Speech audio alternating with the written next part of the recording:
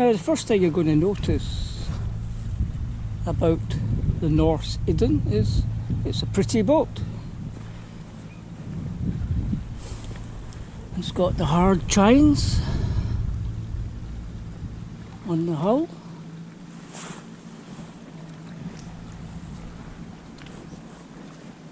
Kayak sport hatches. Pretty trim.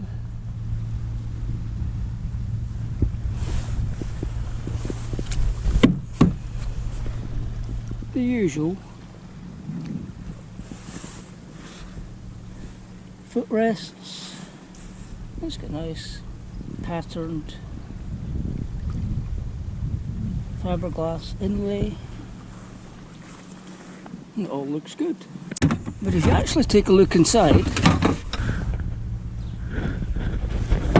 the board's end, you're going to notice a lot of light coming through. You can see your hand through it. That at the pointy end there, it's very thin, very thin. It is reinforced for the back, but that's only getting up to closer to normal strength. So they have cut corners on the strength of the fiberglass. Another thing to notice about this kayak is the rim depth. It's okay, it's back there, nearly 2 centimetres. Oh, it's getting very thin there. 1 centimetre at the most, less than 1 centimetre here. For rim depth, that is not enough, in my opinion. That's just not enough. I mean, that's not enough. There's not enough depth inside that rim. I mean, that's just a basic thing to do, and they haven't done it. When you lift this kayak though, it's actually not any lighter than a normal any other kayak. So we're definitely losing weight on the fiberglass construction, but they're gaining it somewhere else. Now, as for initial stability, it is often said by others that the boat tends to lie on its chines, one side or the other, but I don't find that at all. I find that it sits up, and the initial stability is very good.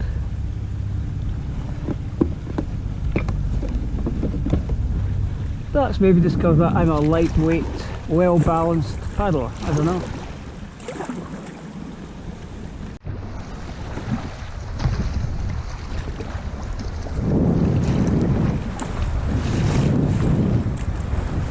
Just a wee bit of rock and roll in the water today, and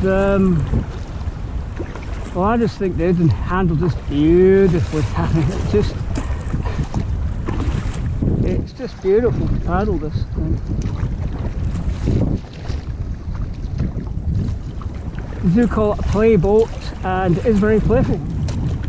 It's a lovely boat to paddle when there's a bit of bounce on the water.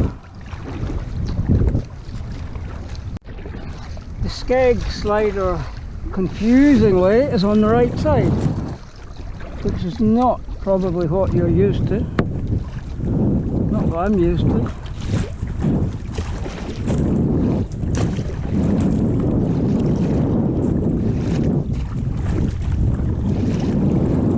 As you might expect, it's very easy to turn. I mean, I can turn very quickly without any trouble at all. And with the hard chines, it's going to hold its line as well. So you're not going to need that skeg very much, I wouldn't think.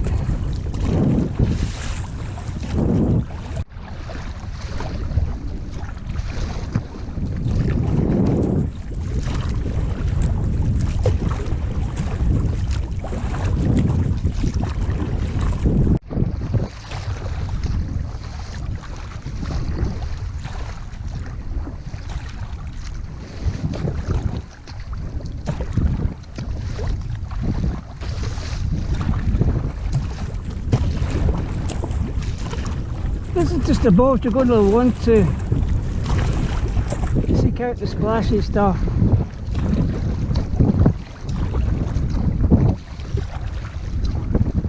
Let it bounce around.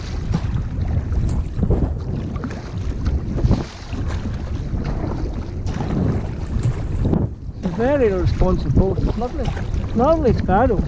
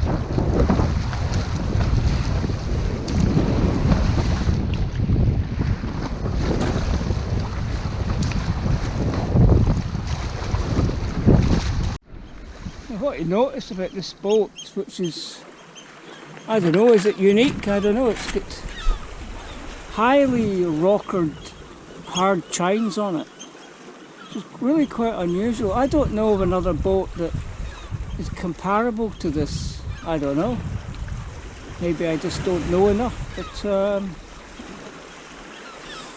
really is a nice boat. And these chines, these rockered chines, they're going to give you a nice ride. Now I have put a keel strip on this boat. The chines they're pretty sharp and they are going to get abraded, I reckon. But this particular boat is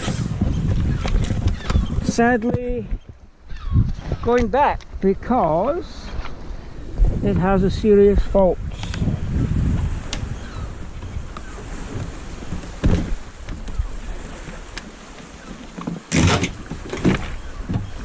As you can see, the front hatch is full of water, and that is because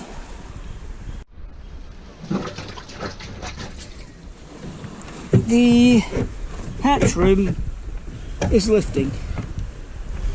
There we go. How about that? Put my fingers right through there if I wanted to. It's the same at the back. Look at that, that's terrible. Look at that. Wow. That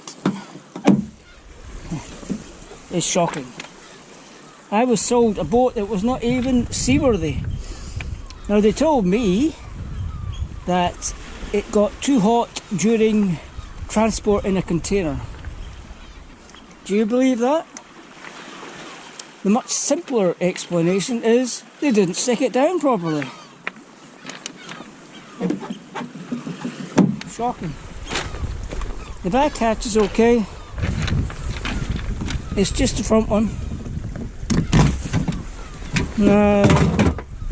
And it has not taken in any water at all, so that's alright.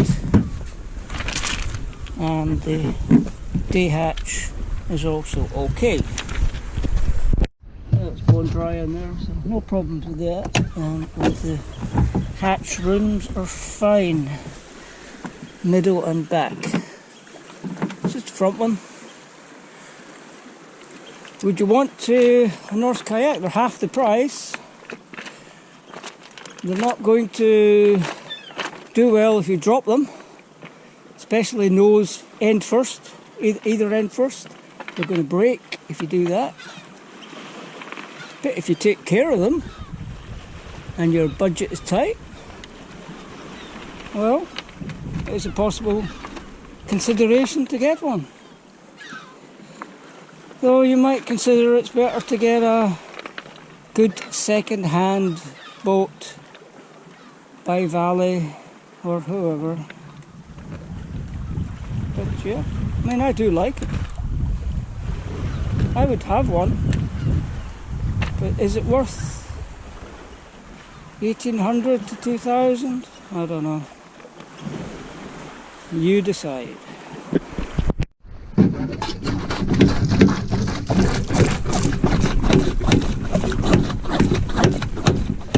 Get rid of that, and we'll be good to go.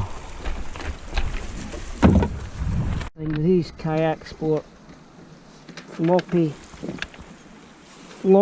hatch covers, they are a bugger to put on.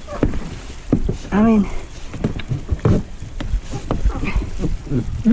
now you're trying to roll them onto the rim.